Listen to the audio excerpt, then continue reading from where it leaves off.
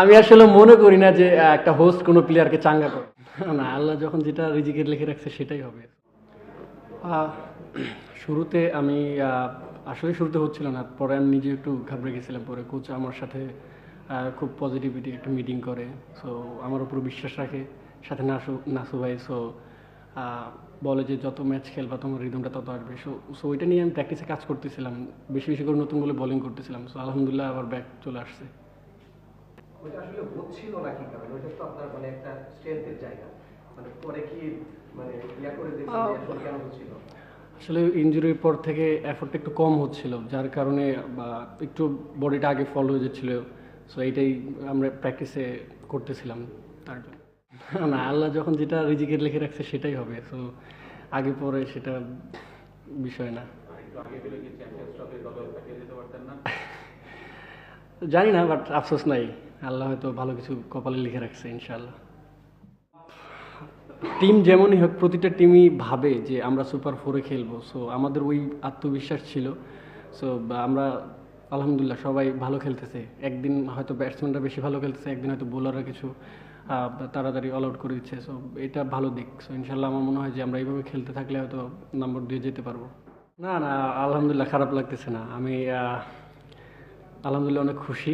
So আল্লাহ যেটা কপালে রাখছে সেটাই হবে। আল্লাহর উপরে অনেক ভরসা আছে। সো হ্যাপি আছি। না না, প্রথমে খারাপ খেলছে, এখন ভালো খেলতেছে, এই জন্য খুশি। আসলেও কি বলবো, সো আমার মনে হয় উনি আজকে অনেক প্লেয়ারকেই দেওয়ার কথা। সো দেখা যাক, আজকে দিনটা পার হলে বুঝতে পারবো যে কতটা। হ্যাঁ, আমি টুর্নামেন্টের শুরুর আগে আলহামদুলিল্লাহ পাইছি। সো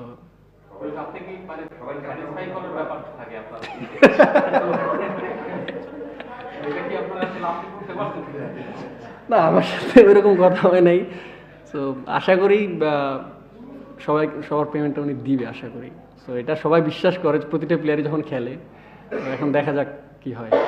অবশ্যই সবসময় একটা চিন্তা করি, প্রতিটা মানুষের জীবনে ভালো এবং খারাপ সময় আছে, মানে আসবেই।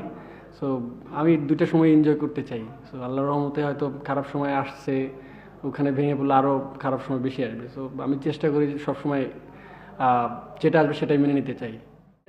খালেদ ভাইকে বলছিলাম, ভাই হ্যাট্রিক চান্স এবং 5টা চান্স, আপনি একটা স্লিপ নেন। সো যদি একটা ইজ হয় তো আমি চাই আপনি 5টা নেন, আবার হ্যাট্রিক টুর্নামেন্টের এই বছরের প্রথম হ্যাট্রিকটা হোক আপনার। তখন উনি বলছিল ঠিক আছে। এর সাথে মিথুন ভাইও অ্যাগ্রি করছিল যে স্লিপটা নেওয়াতে। আমার থেকে মনে হয় যে খালেদ ভাই যদি ওই ওভারে খেলাটা শেষ করতে তো আলহামদুলিল্লাহ খুব ভালো হতো, কারণ উনি টুর্নামেন্টের পুরো টুর্নামেন্টটা খুব ভালো বোলিং করতেছে। সো এই কারণেই। না, আসলে টিম ফার্স্ট, আর রান আউটটা করছি, পরে আমি নাও পাইতাম। সো এই কারণে আমি যেটা ছিল সেটাই করে ফেলছি। আলহামদুলিল্লাহ আমাদের টিমে বোলিং ব্যাটিং দুইটাই খুব ভালো। সো আমাদের যেদিন আমাদের ব্যাটিংটা খুব ভালো খেলে সেদিন বোলাররাও মোটামুটি আলহামদুলিল্লাহ ম্যাচ উইনিং বোলিং করে। যেদিন আমাদের বোলিংরা ম্যাচ উইনিং বোলিং করে, ব্যাটিংরা চেষ্টা করে শেষ করার। সো আমরা আলহামদুলিল্লাহ একটা ব্যালেন্স টিম বলা যায়।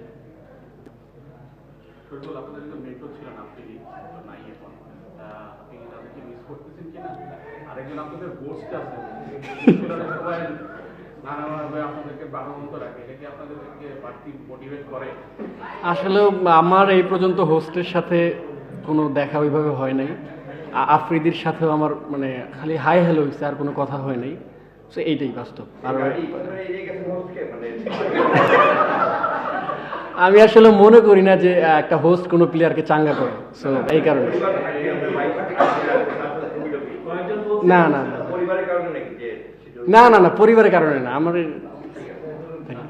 Thank you so much.